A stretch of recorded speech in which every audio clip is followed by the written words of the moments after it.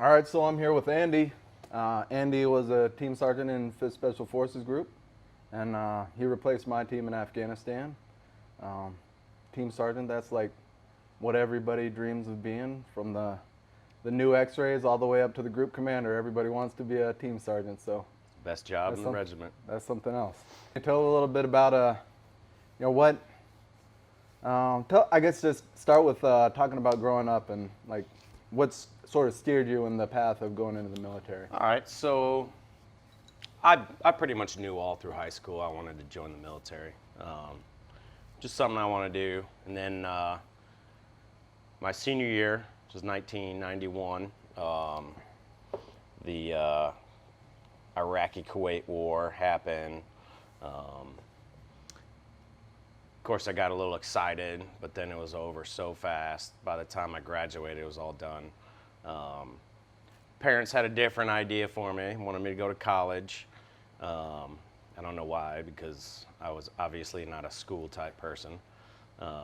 Pretty much did the minimum I had to do to get through high school, you know. So after high school, I did 2 years of college. I went down to Spring Hill College in Alabama, and I did ROTC. You know, I figured if I got to go to college, I'm going to go ROTC and then join the military after that. That lasted about a year and a half, 2 years, and then finally it was obviously I wasn't going to graduate. So I just decided to get out of college and went to the recruiter, signed up for infantry. I just wanted airborne infantry. I ended up in, my first unit was 325 over in Italy, so I spent my first 3 years in Italy. Just as a line dog, and then after that I actually got out because I hated the military. You know, the infantry has a way of doing that to you. Yeah. So I got out, came back home to Chicago. That lasted about 3 months. I was a waiter. You know, everyone's got plans to go back to college. Within 3 months, I went straight back to the recruiter, gave him my 201 pack, and was like, put me back in the Army. So came back in the 101st here at Fort Campbell, went to the Long Range Surveillance Detachment. Was there for about 4 or 5 years. Now, was that any better for you than being line infantry? It was awesome. It was literally like a mini SF team. You know, it's a team of 4 guys. We're always out on our own. We didn't even work for one of the infantry units. We worked actually for the MI company. Of course, they didn't know what to do with us because, you know, they're behind computers and we're jumping out of planes and all that. I love that. I would have stayed, I would have kept doing it forever, but one of my first sergeants was like, Andy, you're not going to get promoted here. There's 4 E7 jobs in the Army for LARS. And he's like, the chances of anyone getting there, it's not going to happen. So that's when I decided to go to selection, go to SF.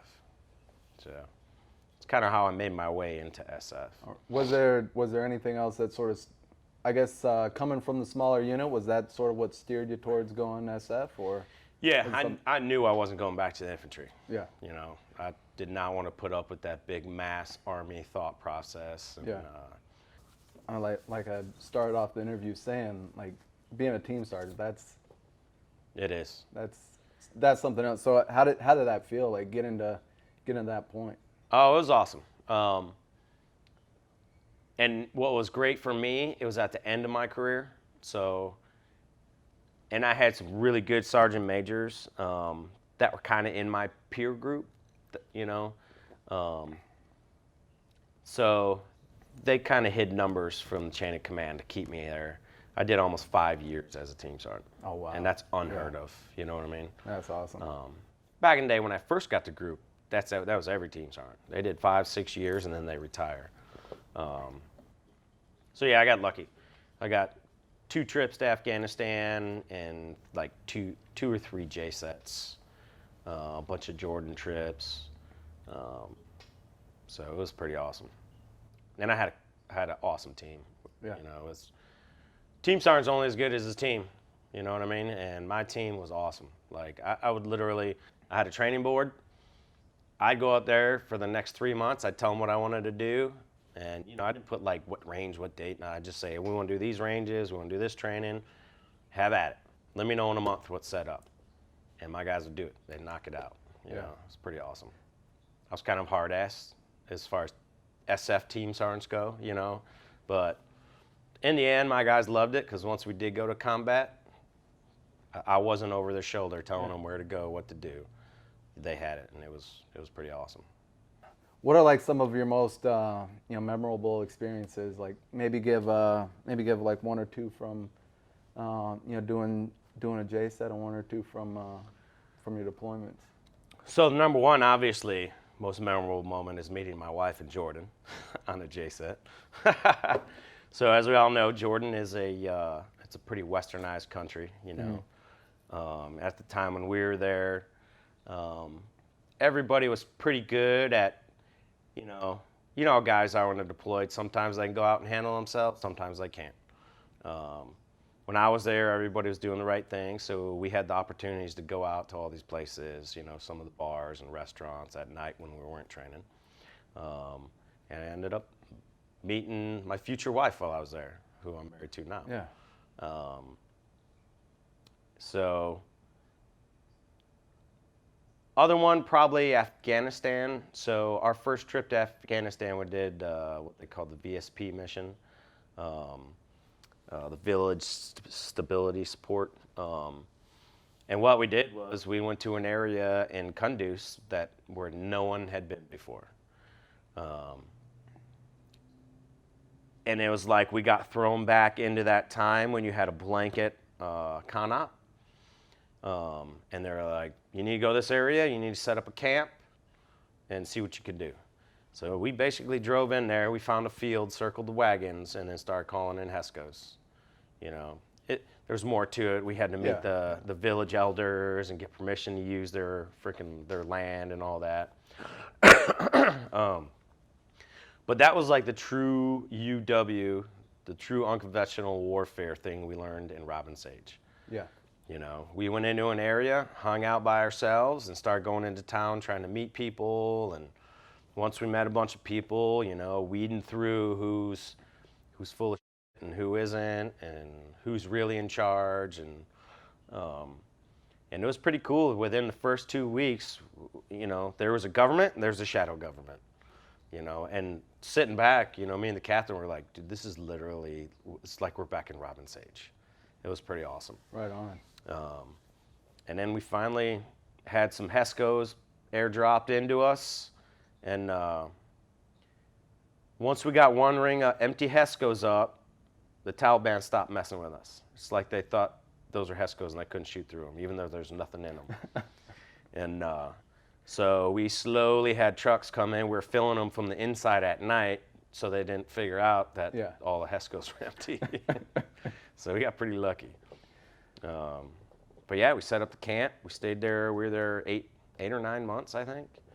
And we passed the camp off to another team, and that's actually where I met Masood.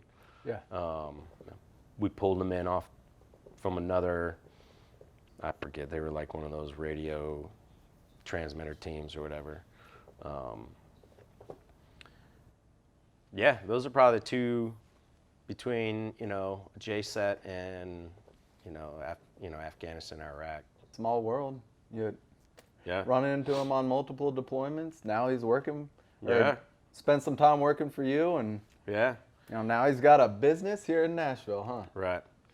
And when I do events, I do a lot of tasting events and charity events. Masood always comes with me because he's really part of this whole story. Yeah. You know, and in Afghanistan, Masood was helping us make whiskey at Camp Wise when we had that little still in there. You know what I mean? So he's completely part of the story, and every time we do any type of interviews and stuff like that, he's usually there sitting next to me to talk about it. Yeah. So it's pretty cool. Big, deep philosophical question, but like, what did your military service mean to you? Oh, it's everything. You know, even when it was time for me to retire, the only reason why I retired was the body couldn't keep up. You know, I was pretty broke up. You know, I never really looked at my time as, you know, duty and like being proud of it, you know what I mean? It was what I did because I loved doing it, and I loved being with the guys that I was with, you know what I'm saying? So they were more of a family than my family, you know, so that's really most of what my time meant to me. You know, Yeah. being with my real family.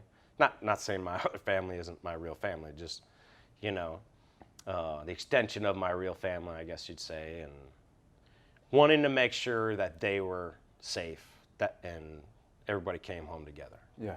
That was my time in the military. You know. Yeah.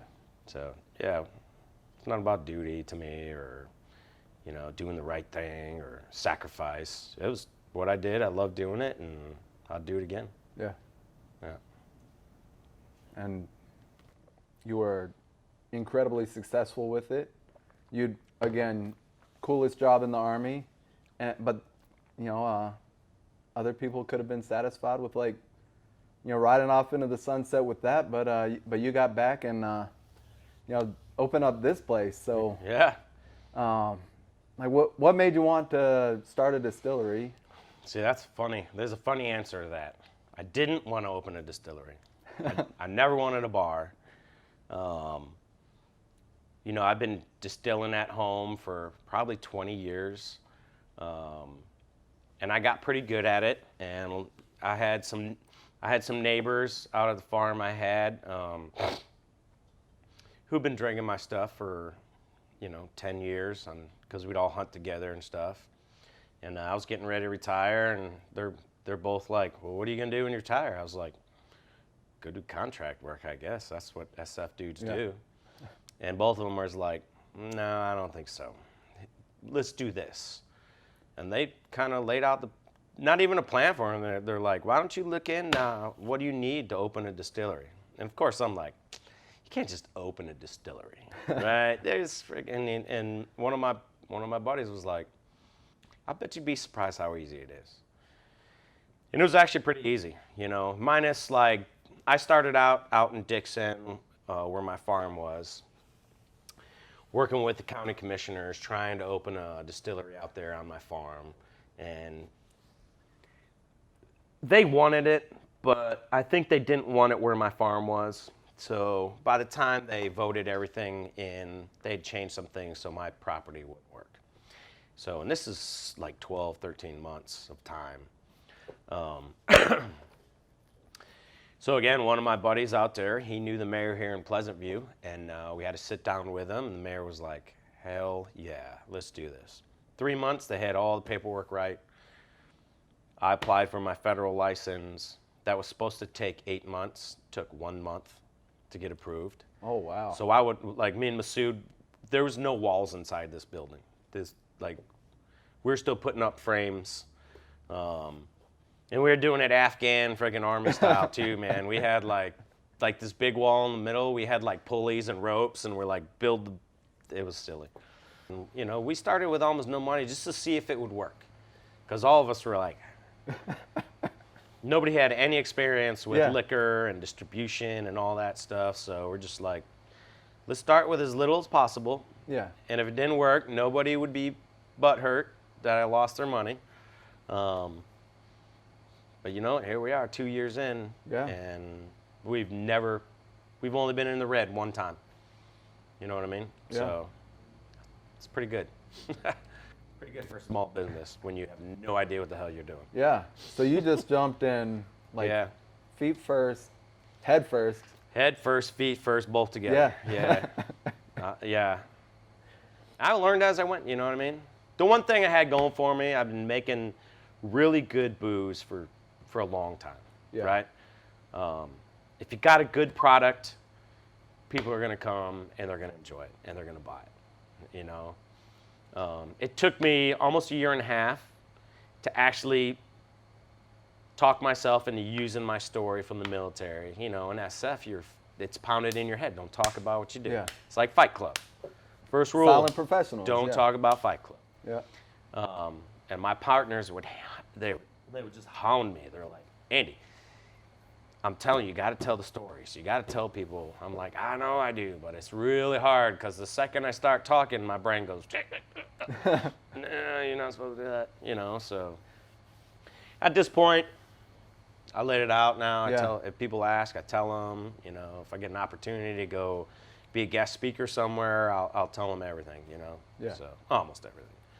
So that's been one of the keys to this place. One, as you see when we do the tour, is just the tasting room. You look at the pictures, and you know, this is my retirement flag. When I retired, I gave it back to my team. They took it to their trip in Syria. Took a picture of it on the roof of their team house in Syria. Flew it on their freaking truck. It's got bullet holes in it. You know what I mean? It's freaking awesome. It's just everything in here is something from my time. Yeah. And there's this other stuff too, which is cool. People come in and like the place and just ask if they can hang something up. Yeah. I'm like, hell yeah. So,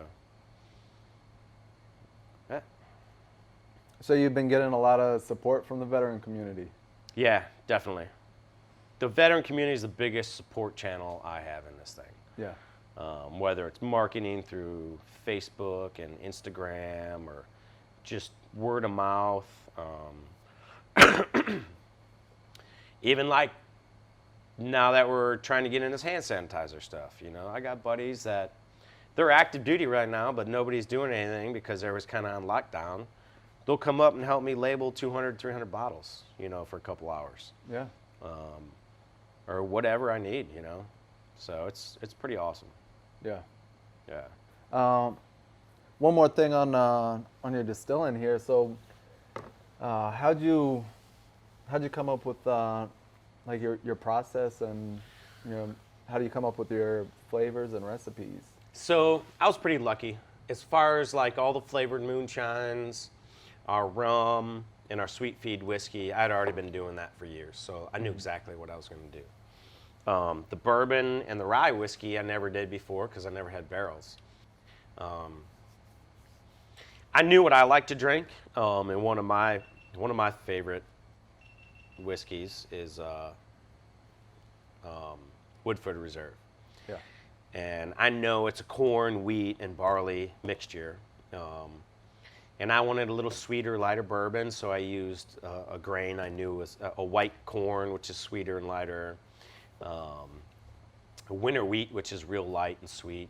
So I had the idea, I had the understanding of what goes into when you're cooking it, what yeast you're going to use, which all really comes up with your flavor profile. Yeah, so I pretty much already knew what I was going to do when I got started. Yeah. Yeah. Which you have to. I mean, you know, there's even a question on your federal license. Have you ever illegally made alcohol? Well, if you didn't, you probably shouldn't be opening a distillery, right? Yeah. So there's only one answer to that. No. You know, but I think everybody knows that you don't just open a distillery and hope that you can make something good. Yeah. It's not going to work. So yeah, I had years of practice, and then I designed my actual big still I'm using now. I designed it off of my old still because changing metals and doing different things will change your flavor. Yeah. So I had a stainless steel pot with a copper tower. So when I ordered my new nice still, I'd made the same thing. So I knew the flavors would come out the same. And that comes from the years of practice. Yeah. You know what I mean? And knowing that you can really hurt somebody with making alcohol, I think my years of practice really taught me you're better off losing some product than putting some of that bad product in there that might hurt someone. And through doing that, that's when I really learned the different tastes and smells of when you're switching from methanol to ethanol. And we'll kind of go through all that when we hit the tour because it's easier to kind of show than tell. But yeah, it's just years of practice. Yeah. Yeah. Very cool. Thank you very much. Yeah. I guess let's Let's do the tour. yeah, let's do the tour. Cheers.